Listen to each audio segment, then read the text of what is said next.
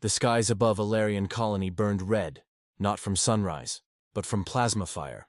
The attack came without warning, without provocation, and without mercy. The Threx Dominion's warships dropped from slipstream like carrion birds. Their sleek, predatory hulls cut across the void, trailing destruction in their wake. Orbital defense satellites tried to engage, their rail cannons flickering like desperate sparks against the overwhelming firepower. They lasted less than a minute before they were torn apart. Alarian was not a fortress. It was a garden world. Green fields, silver rivers, and towns where families of humans had lived for decades, working the soil, building lives among the stars. Its greatest weapon was hope, not steel. Its people carried tools, not rifles. And so, when the Threx descended, they found no soldiers waiting, only colonists, scrambling to flee into shelters that could not withstand a warship's guns. The Threx commanders laughed in their guttural, grinding speech as they ordered the bombardment. They fired not at military targets, but at cities, schools, hospitals. Buildings melted under beams of searing plasma. Forests ignited, spreading firestorms across continents. Children screamed beneath skies filled with falling ash. The rivers boiled.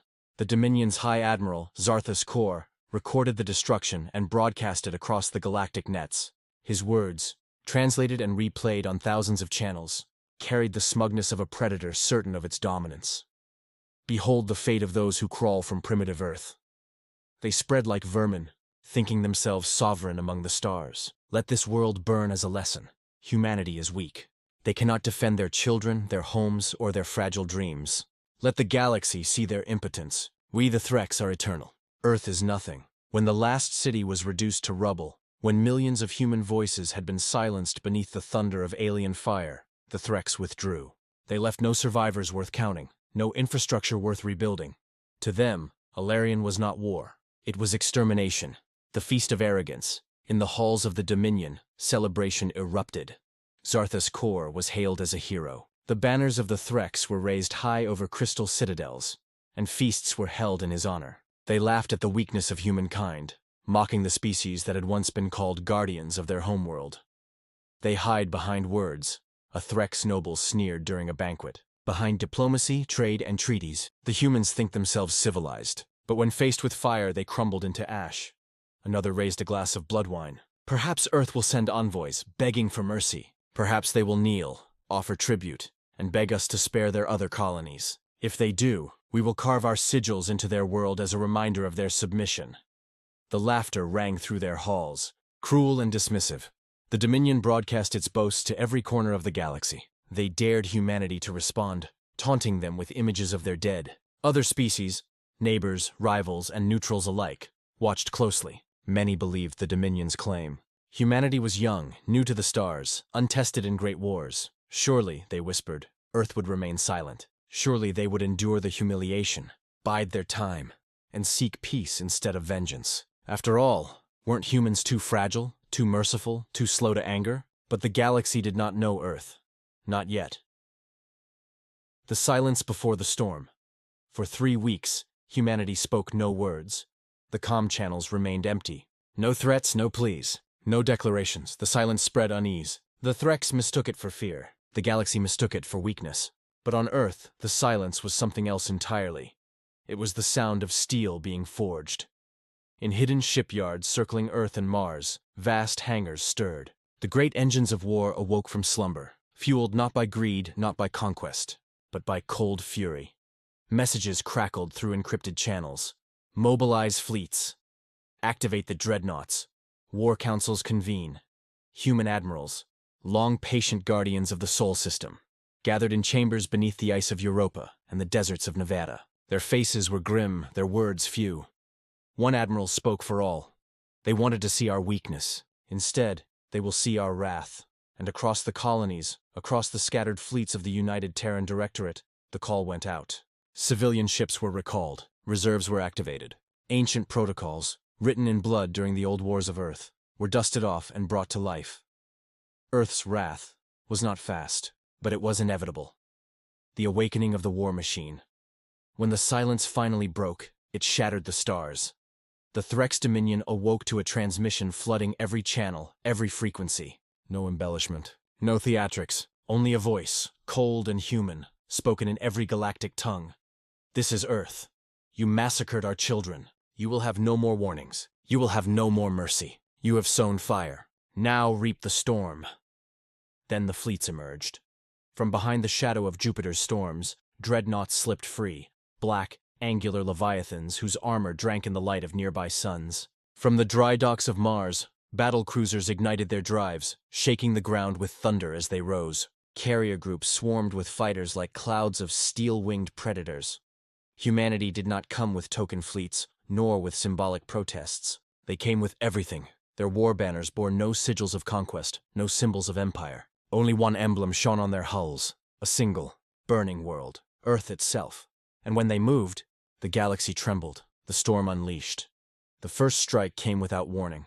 At the edge of Dominion space, where outposts monitored trade lanes, the stars erupted. Human warships dropped from slipstream in perfect formation. Before the Threx could even sound alarms, the humans struck. Orbital stations were sliced apart by railgun fire that hit with the force of mountains hurled at supersonic speed. Missiles rained in coordinated salvos, detonating with precision that left no debris worth salvaging. Fighters darted between defenses, turning whole fleets into burning wreckage within hours. But this was only the beginning. The humans pressed forward, system by system. Their fleets did not pause. They did not parley. They did not accept surrender. On Threx border worlds, their skies darkened as drop pods screamed down like falling stars. Armored infantry poured out, faceless beneath their visors, advancing with mechanical precision. Cities that once mocked humanity's weakness were silenced beneath the thunder of orbital bombardments. And then came the annihilation strikes. Human dreadnoughts, each a moving fortress larger than any Threx vessel, unleashed weapons the galaxy had never seen before. Kinetic rods, tungsten spears hurled from orbit, fell upon planets with the fury of gods, igniting atmospheres and cracking continents. Entire armies vanished beneath firestorms that raged for days.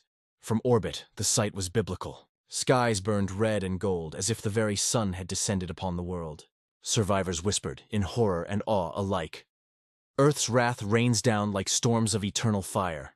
The shattering of the Dominion tried to rally. They threw fleets at the invaders. Wave after wave of warships forged in centuries of conquest. But against Earth's fury they shattered like glass. Human ships fought not as individuals, but as one living organism. Their fleets moved with choreography so precise it seemed supernatural. Every railgun salvo was answered by missile swarms. Every enemy maneuver predicted and countered before it was even executed. Threx admirals screamed in rage and disbelief as their armadas crumbled. One by one, their flagships were reduced to molten wrecks drifting in the void. On the ground, resistance was hopeless. Human infantry advanced relentlessly, supported by walking war machines that tore through defenses with plasma and steel. Civilian populations fled, abandoning their rulers, desperate only to survive the storm unleashed upon their empire. And through it all, humanity did not gloat. They did not laugh. They did not mock. Their vengeance was silent, efficient, and absolute. The Dominion realized too late that Earth's patience was long, but their memory was longer. The end of the High Admiral at last. Earth's fleets reached the Dominion's heart. High Admiral Zarthus Kor, the butcher of Alarion, who had once laughed as human children burned, now cowered within his fortress station above his capital world. He demanded his fleets protect him. They had none left. He demanded his allies intervene. None dared. He demanded humanity negotiate. None answered.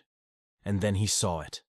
A human dreadnought emerging from slipstream, larger than any ship he had ever commanded, its cannons glowing like the eyes of a god. The humans sent no words. They gave no speech. Their vengeance came as light. The dreadnought fired a single round. A tungsten rod, accelerated to near relativistic speed. It pierced his fortress station like paper. The explosion that followed ignited the planet's upper atmosphere, bathing the capital in fire. The High Admiral's last thought was not of victory, but of terror, for he realized too late what it meant to provoke Earth. The ashes of silence when it was over. The galaxy was quiet. The Dominion was broken, its fleets ash, its worlds burning. Its name, once feared, became a warning. Human fleets did not linger. They did not seize territory or crown themselves emperors. They left silence in their wake. Worlds once loyal to the Dominion were abandoned to rebuild, or to remember. On every channel, in every tongue, the survivors whispered the same words. Never provoke Earth again. because the galaxy had learned what Alarian's ashes had already known.